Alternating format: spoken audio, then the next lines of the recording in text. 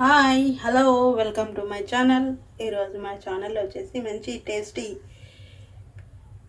పులిహోర చూస్తున్నానండి. చింతపండు పులిహోర చాలా అంటే చాలా సింపుల్ రెసిపీ, టేస్ట్ మాత్రం అద్దరిపోద్ది.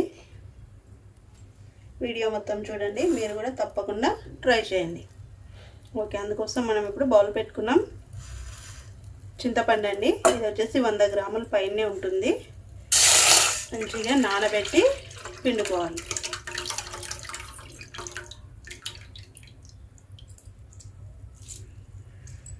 వేసేసుకున్నామా, హై ఫ్లేమ్లో పెట్టేసుకోండి.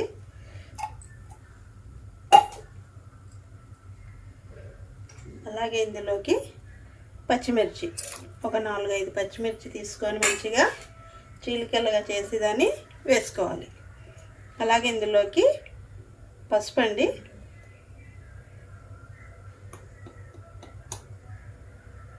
ఒక స్పూన్ పసుపు వేస్తున్నా. కాస్త ఎక్కువైనా పర్లేదు, వేసుకోండి పసుపు.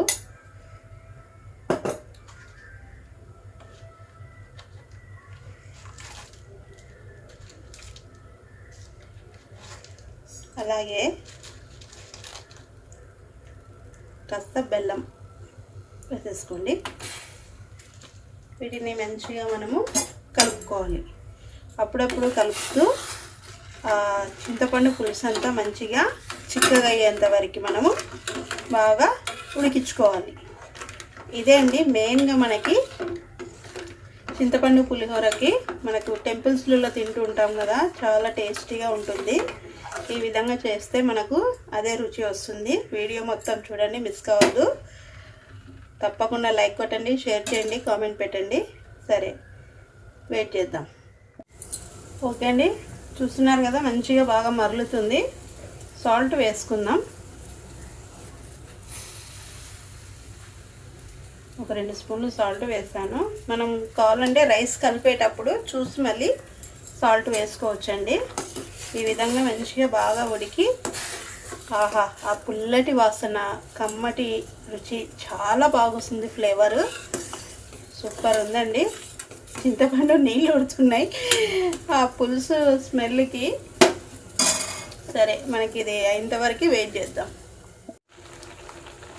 ఓకే అండి, మంచిగా చూసారు కదా ఎంత మంచిగా చిక్కగా అయిపోయిందో పులుసు. చింతపండు చాలా అంటే చాలా పర్ఫెక్ట్గా వచ్చిందండి.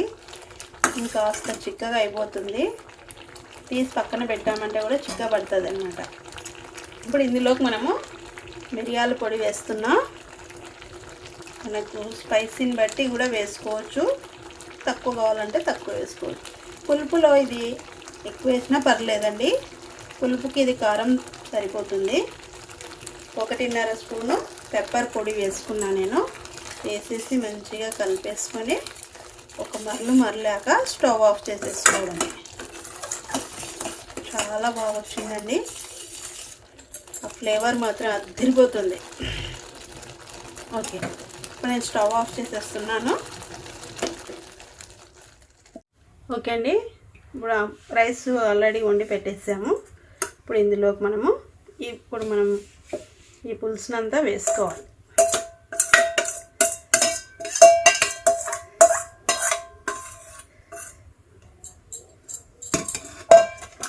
ఈ పులుసు అంతా వేసేసి మంచిగా రైస్లో కలుపుకోవాలి.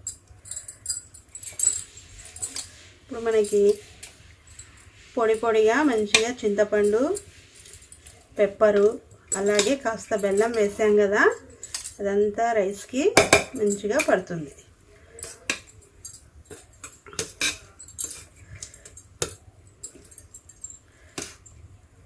ఇదంతా వేసి బాగా కలుపుకోవాలి. టైం పడుతుంది, వెయిట్ చేద్దాం.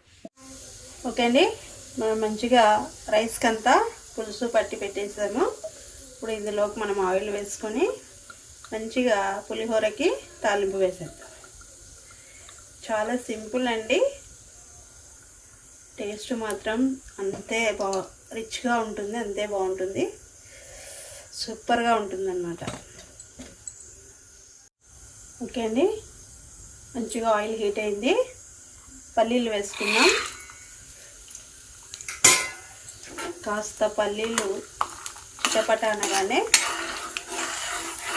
దీనికి మనము శనగపప్పు అండి, ఒక 2 స్పూన్లు శనగపప్పు వేసేసుకోండి.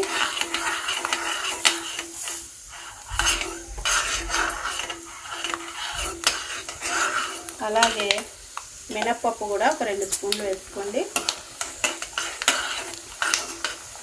మంచిగా దోరగా వేయించుకోవాలి.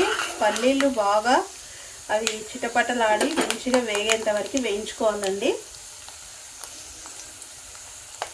ఇది కాస్త వేగిన తర్వాతనే మనం ఆవాలు జీలకర్ర వేద్దాం. ఎందుకంటే అవి చాలా చిన్న ప్రాణం అండి, త్వరగా వేగిపోతాయి, మాడిపోతాయి. కాబట్టి ఈ పప్పు ఇవన్నీ వేగిన తర్వాత అవి వేసుకుందాం. లేదంటే మనకు పులిహోర తినేటప్పుడు కాస్త ఇవి మాడిన రుచి వస్తుంది, మనకి చాలా ఇబ్బందిగా ఉంటుంది పులిహోరకి. కాబట్టి తింపుతాము, తాలింపు తీసేసుకుంటాం అనే ముందు వేసుకుంటే సరిపోతుంది. వావ్, పప్పు మంచిగా పగిలిందండి, పల్లీలు బాగా పగిలి వేగుతున్నాయి. అలాగే మినపప్పు శనగపప్పు కూడా మంచి కలర్ వచ్చేసాయి. ఇంకేం పర్లేదు మనకి. ఇప్పుడు ఇందులోకి ఒక 2 స్పూన్లు ఆవాలు జీలకర్ర వేసేసుకుందాం. అలాగే ఒక 5-6 ఎండుమిర్చి కూడా వేసేసుకుందాం. ఇకపోతే ఫైనల్గా కరివేపాకు వేయాలి కదండి, అప్పుడే మనకు రుచి.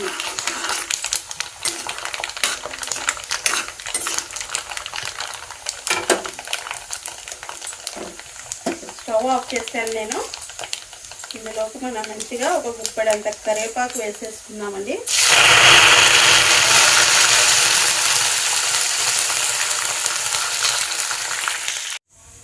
ఓకే అండి, మనం ఇప్పుడు తాలింపు ఇందులో వేసేసుకున్నాం.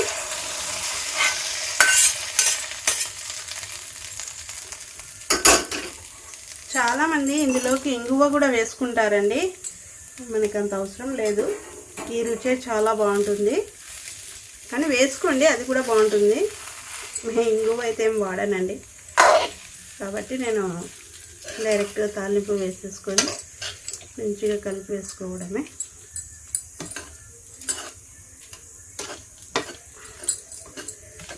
ఆల్రెడీ మనకు రైస్లో చింతపండు మంచిగా కలిసిపోయింది, తాలింపు కూడా ఆయిల్ కూడా మంచిగా కలిసిపోతే మనకు ఇంకా పులిహోర అయిపోయినట్లే. చింతపండు పులిహోర స్మెల్ మాత్రం అదిరిపోతుంది. ఈ విధంగా మంచిగా కలిపేసుకోవడం.